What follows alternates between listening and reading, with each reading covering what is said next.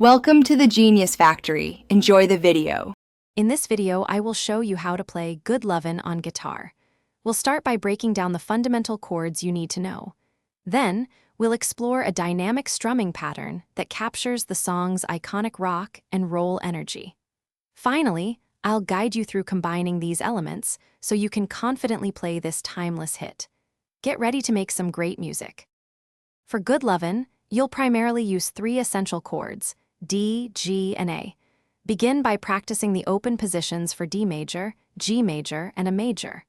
Once comfortable, you can experiment with power chords like D5, G5, and a 5 for a more powerful, driving rock sound. Focus on clear transitions between these three shapes. The rhythm for Good Lovin' is energetic and drives the song. A good starting point is a consistent down-up strumming pattern. Try emphasizing 16th notes to capture that classic rock and roll feel. For a more authentic touch, incorporate a quick scratch strum on the and of beat 1, followed by a downstroke on beat 2.